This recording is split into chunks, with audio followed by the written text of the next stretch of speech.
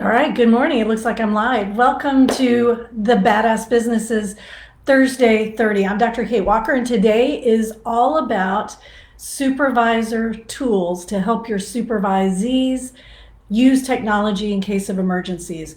So yes, this is Texas Counselors Creating Badass Businesses, but I know a lot of you guys in here are supervisors, and I know a lot of you guys in here are interns slash associates. Just a few more weeks, you get that associate title, or you're an MFT associate, or you're a social work associate.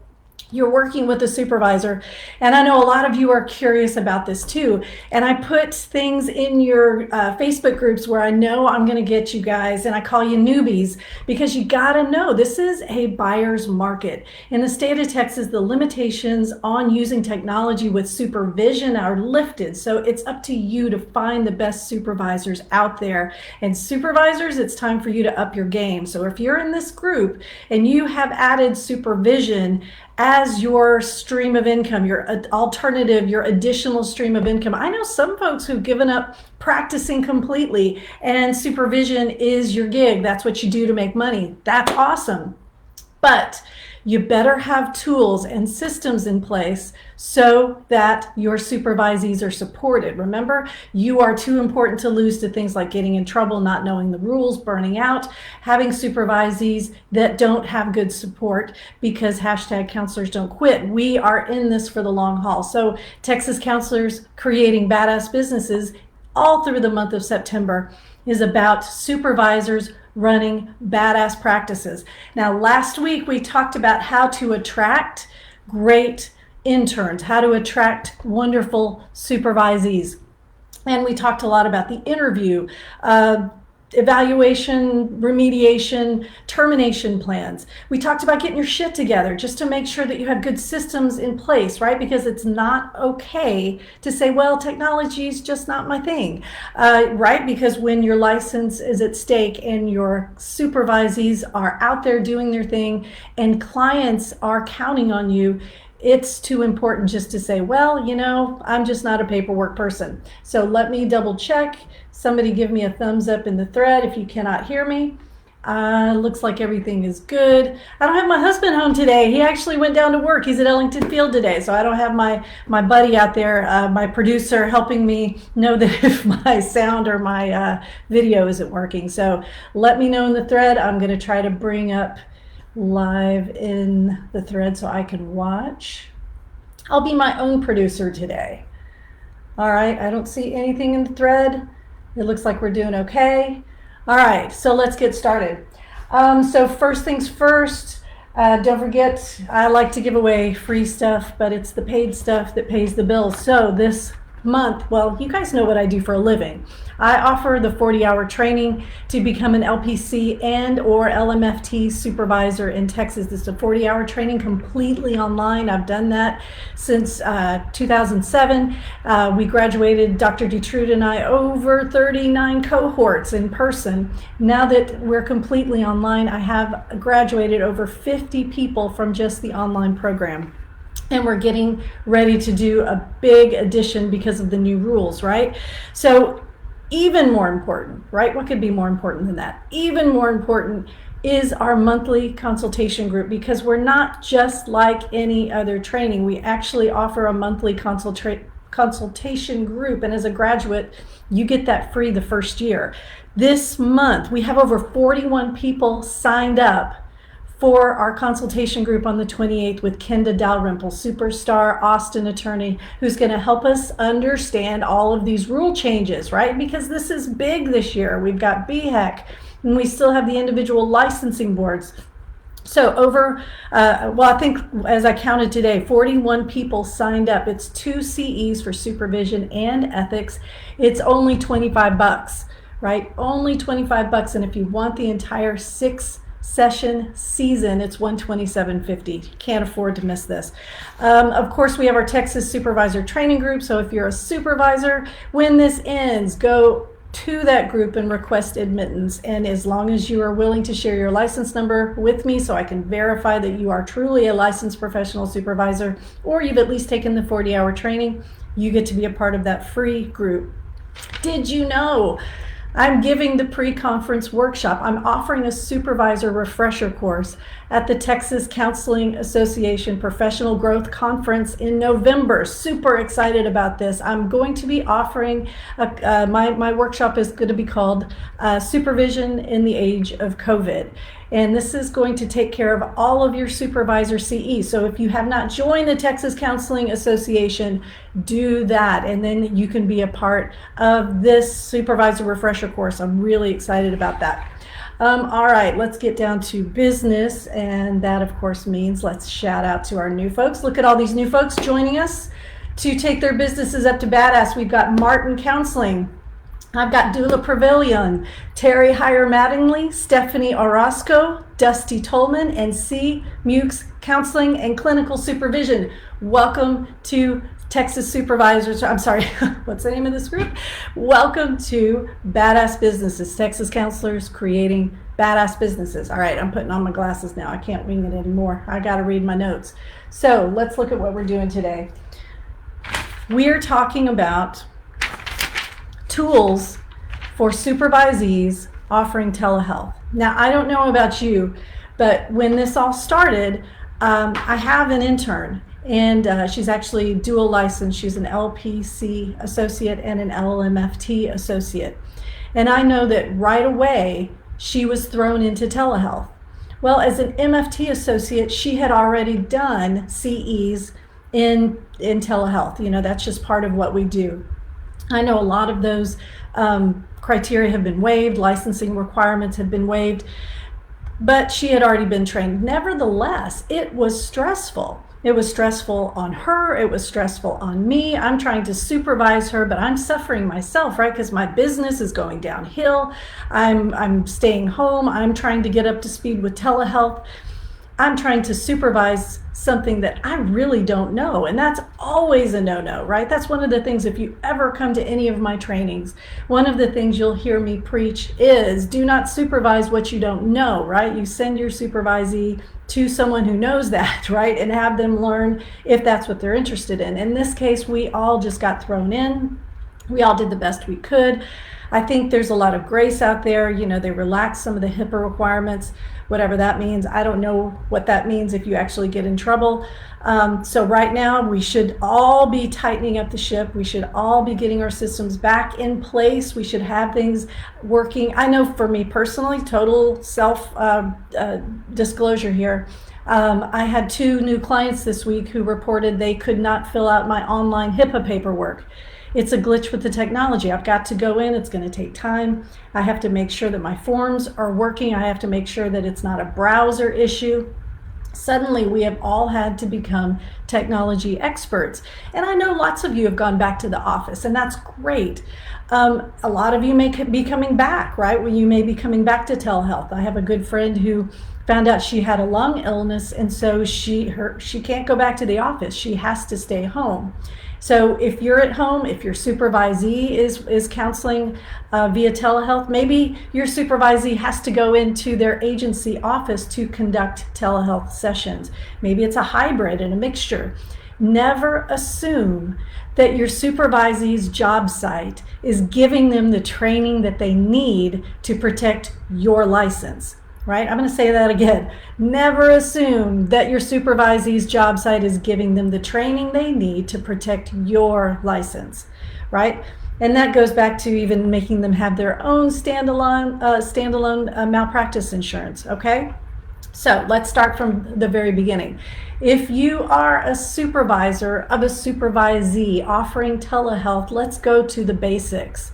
Have you seen the consent form? Have you seen the release form that the client signs? Does it mention anything about best practices in regards to telehealth? Right? So if it's your practice and your supervisee is seeing clients at your practice, super easy fix. I know when I did this a few years ago, I used NBCC's best practices. They had some great ones. I know there are some other best practices out there. You can literally Google best practices for telehealth, ACA, AAMFT, NBCC, right? Any of the alphabet soup there, and you can come up with some great best practices for your consent form. So things like making sure you have a physical location for your client, not just the state that they're in, but if they're in a city that you're not familiar with, right? I'm living in Magnolia, so if I have a client who's in Lubbock, that doesn't mean no good if there's an emergency, right? So not only have a physical location, but even a cross street. Think of the worst case scenario. If your supervisee has to call 911, can they tell the ambulance or the responder what's the cross street? Is there an emergency contact? So that is so important, right? Again, if your supervisee is counseling someone in another town and they don't have anyone to call but the sheriff or paramedics, I mean, of course, that's okay, but to have that emergency contact is even more important, especially if that person is in the same home with the supervisee's client. Do you, in your consent, inform clients about limitations and misunderstandings? So, when things cut off, when I know initially I wrote a blog post when this first started that I did an entire counseling session to a pixelated screen, right? I felt like I was counseling a Van Gogh painting, right? So I'm sitting there and I was thinking, do I tell my client that I can't really see them? Do I tell my client all I can do is hear them? I had one client once, and this was kind of funny. My screen was dark, and I was still in the position, right? So like this, right? Both hands here, face looking ahead. I wasn't like, stretching or leaning across to get something.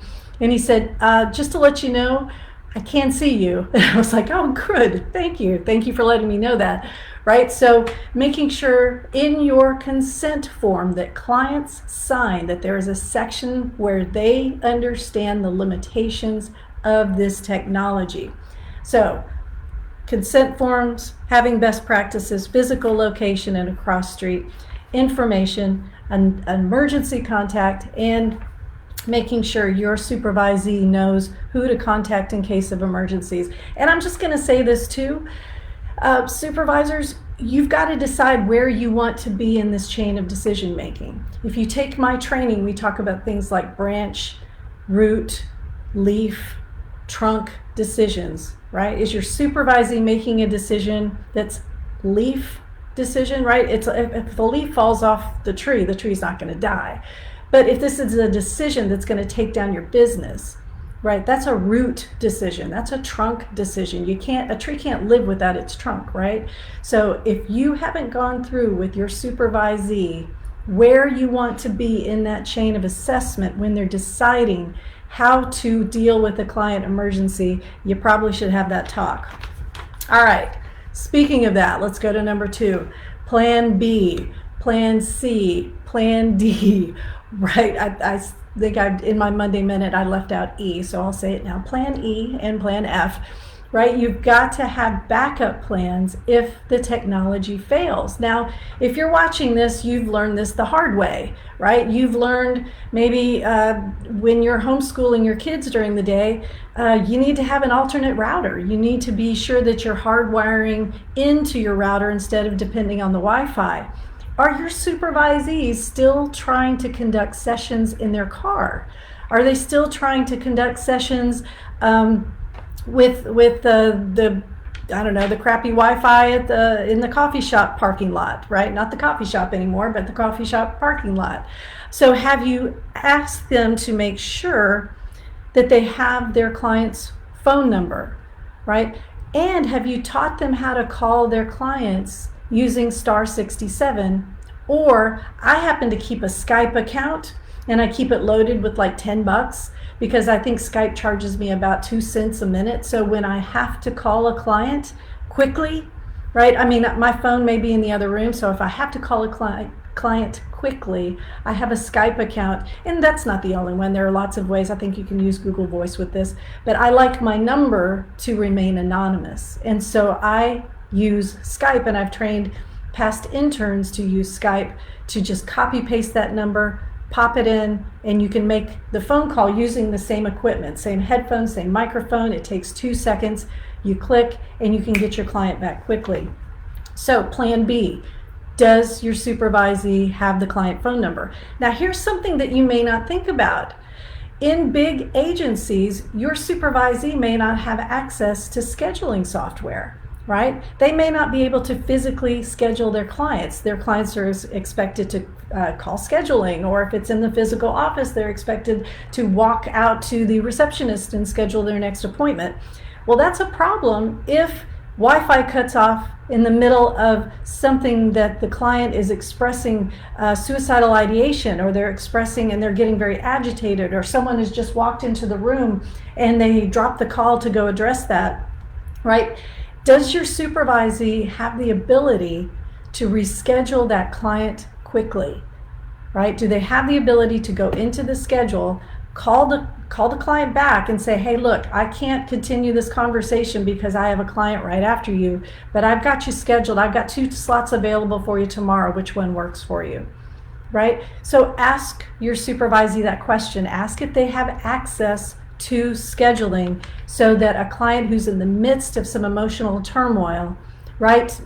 Let's say the Wi-Fi has dropped 5 times during the call. I know that's happened with me, right? I've been in a very emotional conversation with a client. Wi-Fi drops, pick it back up, same thing, drops. Finally, we switch to phone, and oh, look, the session's over.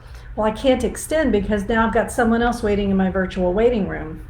So as a standalone practitioner, it's easy for me to say, hey, let me just schedule you for this afternoon, or hey, you know what, I've got time tomorrow. Can we schedule this? Can we pick this up again?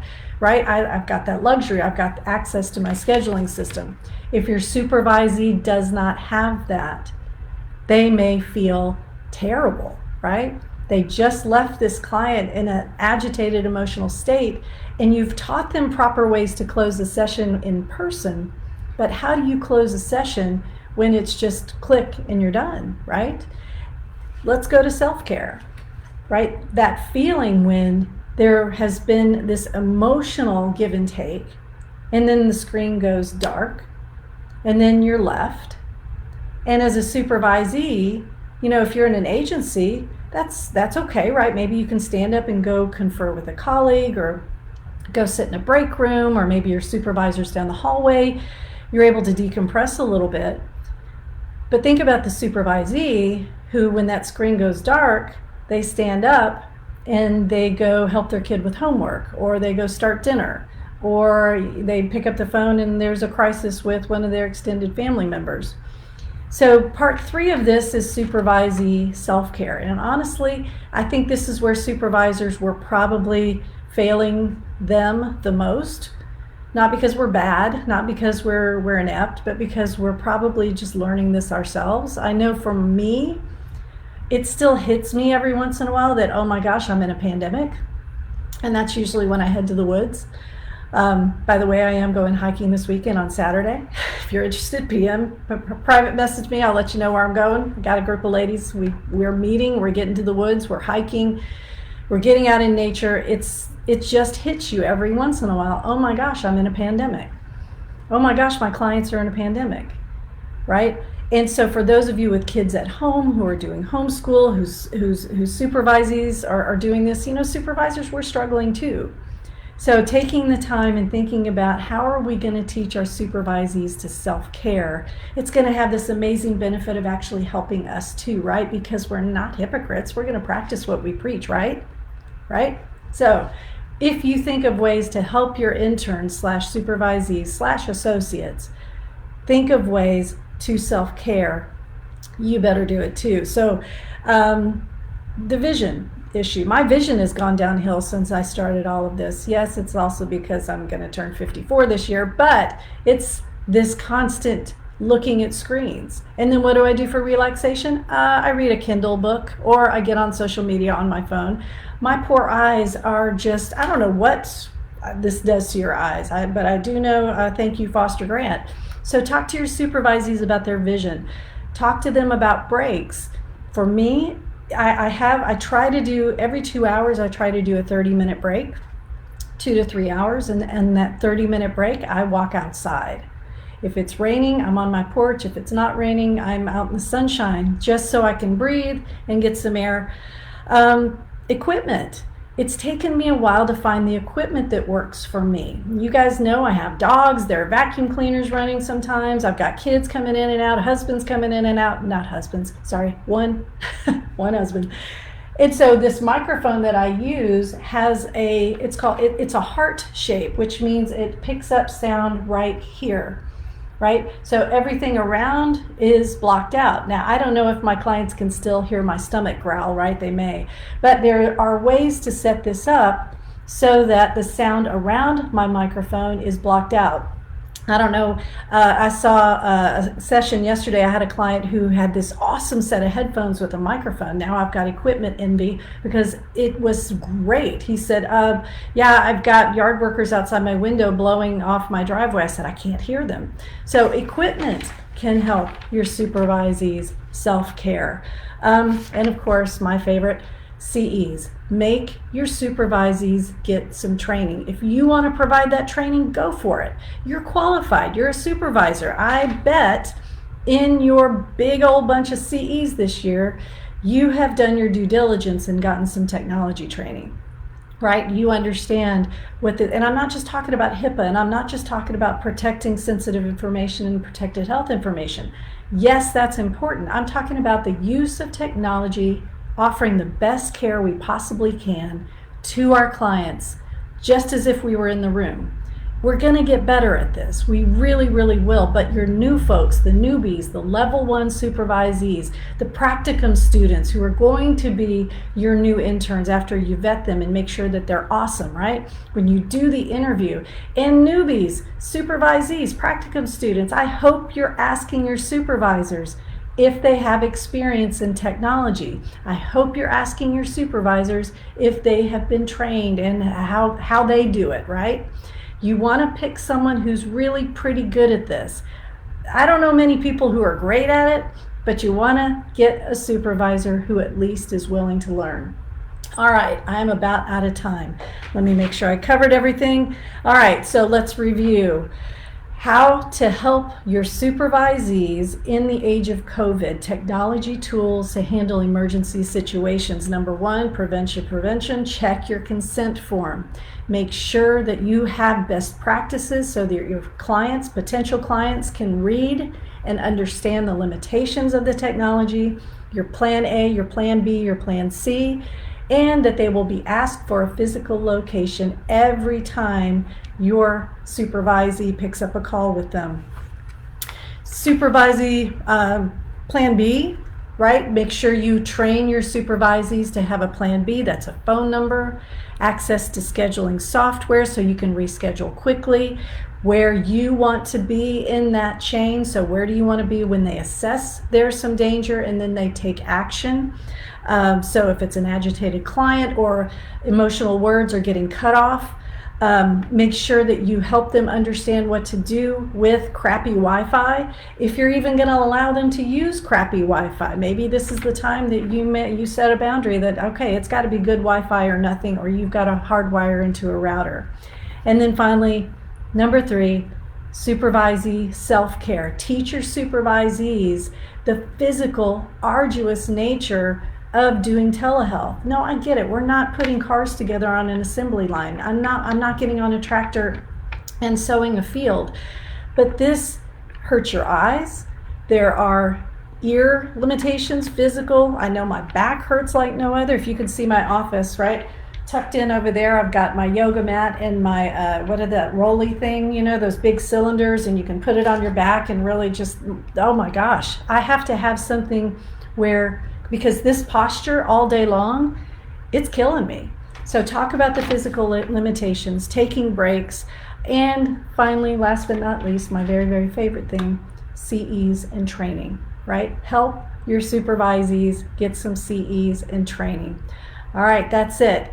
September, we're all about supervisor tools, because if this is your additional stream of income, or if this is your only stream of income, God bless you. That's awesome. You're doing an amazing thing for the field, but you need to get your shit together, right? And that's what this month is all about, making sure you have the tools that you need so you don't break the rules, burn out, go out of business, because # counselors don't quit. That includes supervisors. This is Dr. Kate Walker. This has been your Thursday 30. Join us next week, same time, same place, even if I'm going camping. All right, guys, I'm going to look over here and slowly end the live video. Put your questions in the thread. See you soon.